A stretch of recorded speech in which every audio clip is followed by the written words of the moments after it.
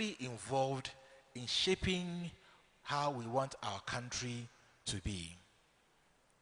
So what I have done so far within the allotted time is to give an understanding of the social teachings of the church, how they offer that moral prism or the vision of a society, and relate that to the gospel values and create a certain path through which they know that society can achieve what it's meant to be. And I also explained the three processes, see, judge, and act, as how we as citizens can put into practice the principles of Catholic social teaching. Remember, two of the principles which we can say are the overarching principles of all the teachings are human dignity and the common good. And the common good is the sum total of all the conditions that will enable individuals to achieve their flourishing. But this concept developed in the 13th century through the writings of Aquinas and even before him, the scholastic tradition. And they related the individual good to the common good, but placed the common good as the framework through which individuals must achieve their own good. So that if you are doing things which are detrimental to the common good, then not only is it offensive, it also goes against the first principle of practical reasoning, which is good must be done and evil must be avoided.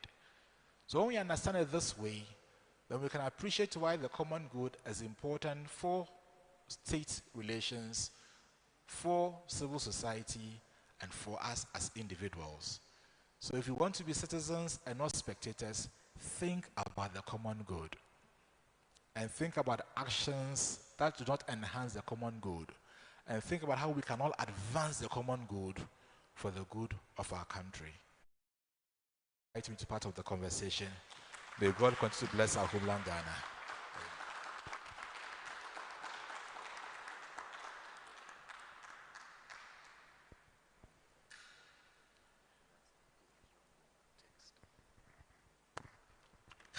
Can we kindly give Father another round of applause? One thing I may not have said, but that came out very clearly, is Father's own skill and tact as a teacher. He teaches at the major seminary, and you can tell why, can't you? Very clear, very concise. Thank you very much once again, Father. We're going about this public forum in a synodal manner, following the ways that Pope Francis is asking us as a church to do, which is intentional listening or active listening and intentional speaking, so that at the point, you as the audience will also get the opportunity to speak. But it begins with listening actively and intentionally, and with that comes moments of pause. So I'll be quiet for a bit as we all try and appropriate what Father has shared with us. If there are questions, if there are issues that are of interest, you can kindly note them down, and then afterwards we shall have the next speaker. So for a few minutes now, we shall just be silent and soak it in. Thank you.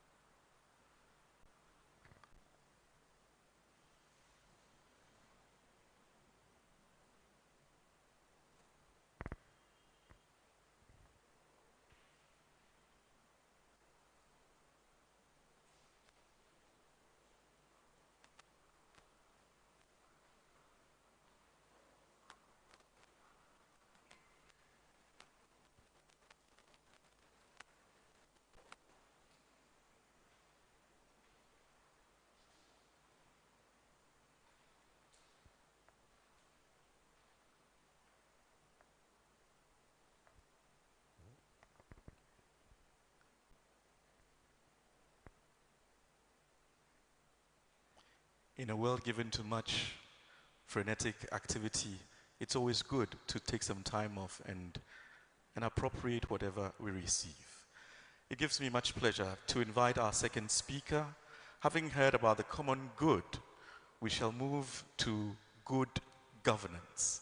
And there is no better person to speak about this issue than a man who is championing this right here in our country, is a lawyer, and has made a number of interventions of key significance at various levels of the judiciary, engaging the law in many ways, is a human rights lawyer in many ways, and it gives me great pleasure now to welcome to the podium Mr. Martin Kpebu to speak on good governance. Let's give him a round of applause, please.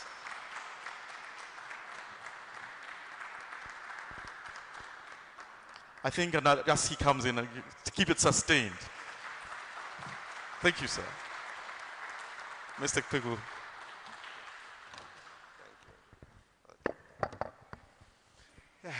Good evening. I must say all protocol duly observed. Yes, except that I must mention that, Father Kese was my former parish priest. I worship at St. Thomas Aquinas as Legon. And the rest of the panel, I know Dr. Joyce Ayi, when we were students, she used to come and preach at the Catholic Charismatic Renewal. So you can imagine how much we learned in those days. Samson is my senior in this field. Don't mind him, he will call me senior, but when it comes to this work, he's several decades senior. And then Father Amwa, I met for the first time today, and Dr. Tibu Dako, at least I'm happy to know that she's a Catholic as well. Okay, good. So let me go to my topic. And if it wasn't deliberate, I see the master stroke and Father Pani making me speak after Father Akese. Because when we talk about governance, it's basically what Father Akese has shared with us. It's the same thing. You can just Google as you sit. Now, even as speech makers give their speeches, you can also check them out on the internet. So you can just Google good governance and the common good, and you see the parallels. You see, very, very interrelated. So when Father started, as he went on, then I saw that, there was sense in making me speak after him. And it's also good that I'm speaking before my senior in this business, Samson. He's done it for a longer time.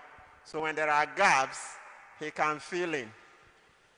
Okay, so when you talk about good governance, let's just make it simple. We are not here to download definitions and hand over to you. We have to be very practical, as Father stated. And Father actually is giving the theoretical basis. So we are looking at how authority is exercised in a country. Okay? In governance, how is authority exercised? And there are a number of facets of governance. So the economic policies are part of governance. The regulatory institutions we have, they are part of governance. Okay?